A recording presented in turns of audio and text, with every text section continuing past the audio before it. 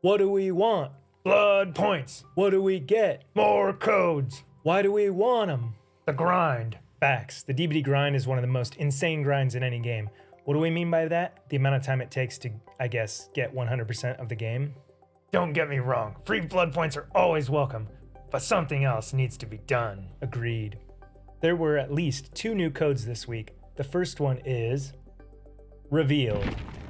Redeem this code for 100,000 blood points.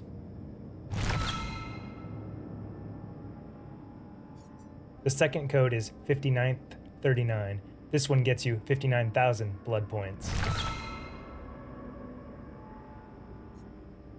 The Bloodrush event started on January 14th and lasts until January 21st. You will earn 50% extra blood points at the end of all your matches. Now that's 50% using real math or DBD math? That's funny.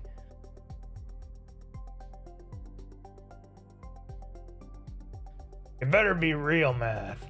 Don't worry, Bill. I'm sure you'll get all the blood points you deserve. The grade reward system has been overhauled.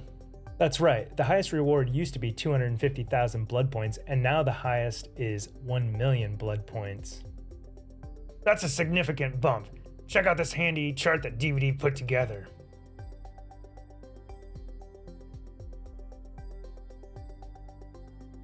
Anything to help the grind is welcome, and this is a good chunk of blood points. Although I'm sad there are no shards rewarded for hitting Iridescent 1. Agreed. They are very stingy with the shards. Almost as stingy as you are, Rup. Wow. Hey, Rupture, guess what? Ghostface is on sale? What? How did you know? I have a copy of the script, you know. Not to mention I wrote it. Hacker. Couple things here. The Ghostface DLC is 50% off on the Steam store.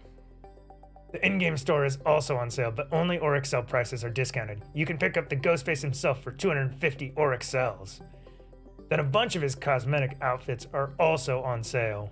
Great time to pick up the killer and some of his greatest outfits if you don't already have him. Let's talk about Boons. No doubt about it, Boons have made a massive impact on the game. But are they overpowered? I hate to say it, but I think so. Agreed. I think we'll see Boons nerfed sooner rather than later. However, how will they be nerfed? I'm not sure, but let's speculate on a few options. I think one option is just a timer where a blessed totem only stays blessed for a certain length of time, something like 90, 105, and 120 seconds. Interesting. So after the timer is up, the totem would go back to being dull? Yep, and if you want to benefit again, you have to bless it again.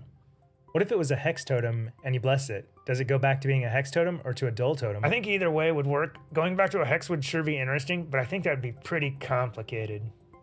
Another option would be making it so a requirement needs fulfilled before you can bless a totem, such as having to repair a generator for a certain length of time, similar to how Flashbang and Blastmine work. That's not a bad idea either.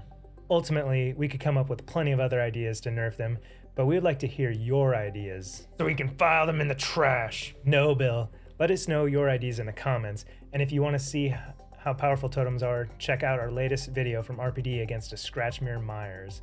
Without Boons, and since we're not on comms, there's almost no way we'd have all gotten out alive without the Circle of Healing. That Myers was a salty boy in post-game chat. Check out the link in the description if you want to watch that video.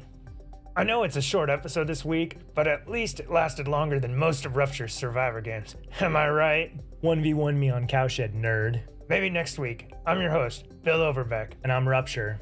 First to get tunneled out of every game. We'll see you next week.